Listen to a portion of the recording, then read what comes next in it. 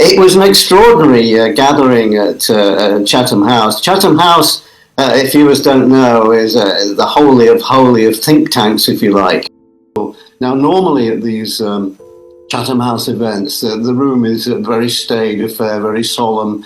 You have academics, lawyers, some journalists asking the leader in question, for example, Hillary Clinton, a few softball questions, and things go fairly smoothly. But this time, Chatham House was absolutely rammed solid with Tinubu supporters who sort of cheered his every applause line. Questions were asked from the audience, but he didn't reply to many of them. He got proxies in the audience, potential members of his new cabinet if he wins the election, to give the answer. So many ways, it was an extraordinary event yesterday. You can fool some people sometime, but you cannot fool all the people all the time. If you like, leave Nigeria. Stay away from the people that want to vote for you. Go abroad and go and try to instigate, manipulate, frame, create, or coordinate a kind of interview, a kind of conference that will suit you. The exposure will still come on you. We are all here because you are running away from us that are supposed to vote for you. You want to go somewhere else and go and create an impression, right? But look at it. Are you seeing it? These are some of the feedback that have been given about the performance at the Chatham House conference, and then you are seeing that clearly. It has never been seen before. Leaders have been coming there. Candidates have been coming there, but what Tinubu went to do there has never been heard of for no reason. Why you will stay away from answering some questions and delegate some other questions to your surrogates, and then you are the one contest for president, and they are saying that it is showing that he has team spirit. Well done, Real Madrid. Well done, Manchester United. Well done, Pep Guardiola.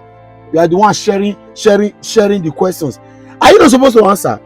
I don't want to contest for the president. So when it comes to Lagos State, and then your candidate Sawolu is being questioned, you will tell the Commissioner for Finance to go and be answering questions that borders on his re-election bid.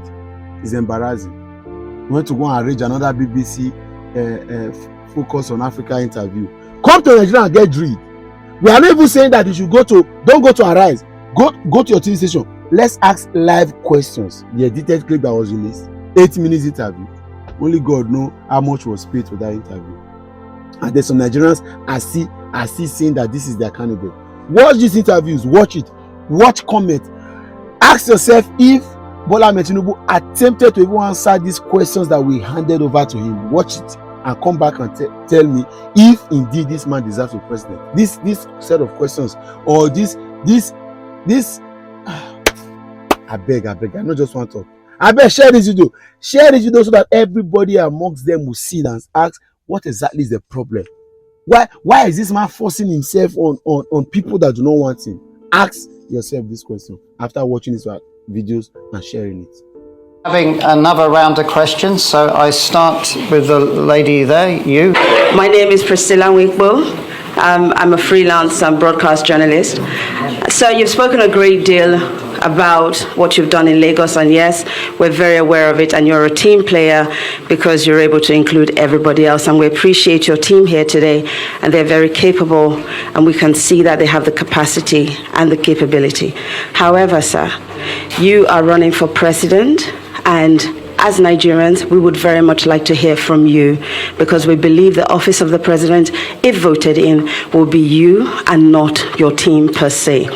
So on that note, sir, if I may, we haven't seen you engage with Nigerians on a one-to-one interview or at any of the live programs that has been going on. And furthermore, there are issues at the moment running with regards to your identity, with regards to your age. So I wonder if you could provide some clarity on the issues of your identity and age, and also let us know when we can engage with you one-on-one in an interview, hear from you directly as the office holder. Thank you. Thank you very much for the question. It's inquisitive. But at the time of birth, I was dated March 29, 1952, and the family record. I didn't think then, that day, I've determined to be, or decided to be, a president of the Federal Republic of Nigeria. Not even that I will go to politics. I've a very good exposure in life. My record is consistent. And the school and the university, they question, they now convinced that they wasted their money and their time. The record is there, the transcript is there. So in March 1952, I'm not claiming another father. I am Tinubu and Tinubu proper.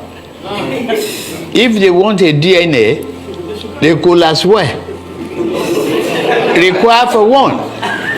One of them has been even accused of not being a Nigerian citizen. I didn't touch that area. Yes. Equally, it remains the same. Deloitte, Chicago State University, where I graduated, has attested to that. Now I can announce that I've received my original replacement degree certificate from them. The Deloitte trained me as an accounting firm. Mobile has attested to my record, a standing record. I got to the pinnacle of my career. And the private sector, who among them can brag about that? Now,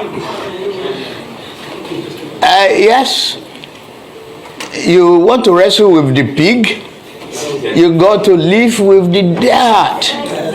That's what I'm doing. I go into politics knowing fully well that it's a muddy water. Smog will come. You will have to live with the dirt and make sure you are upright to finish the job. Thank you.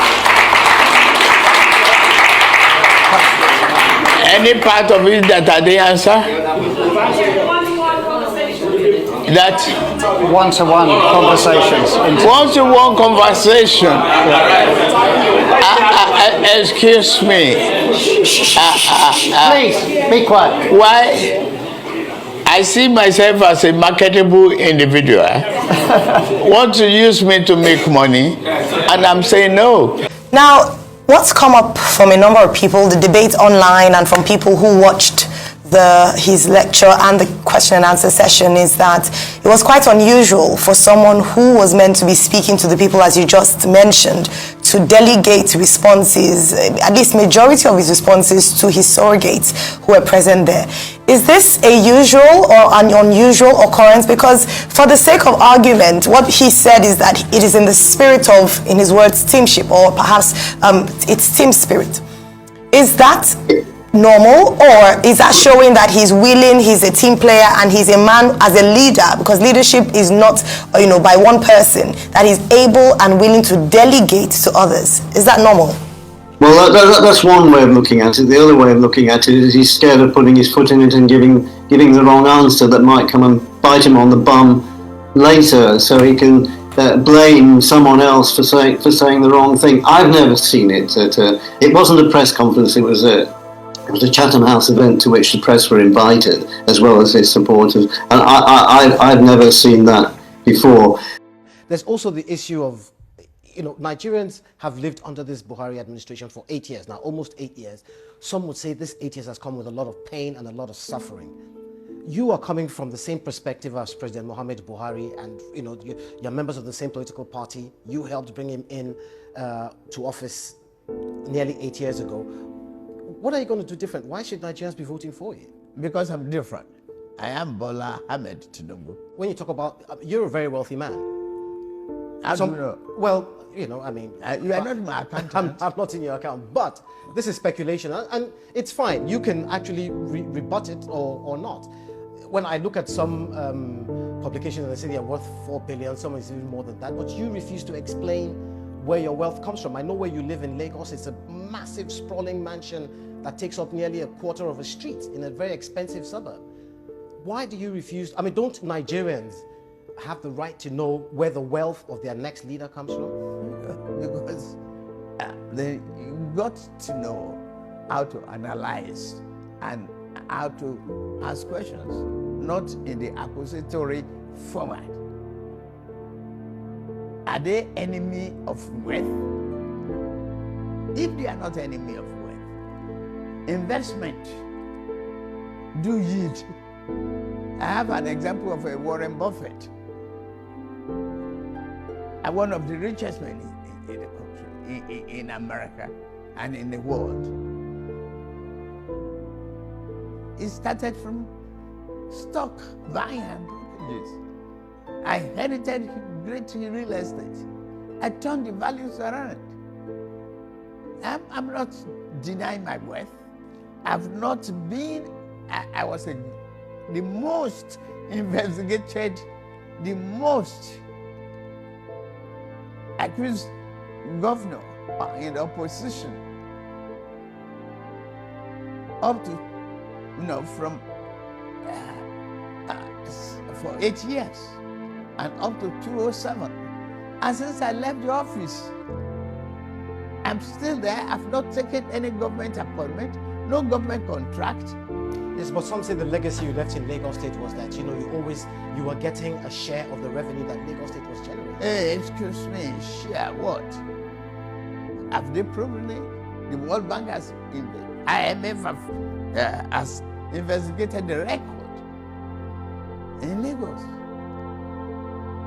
What's wrong with them? And I want to move away from that. It's envy.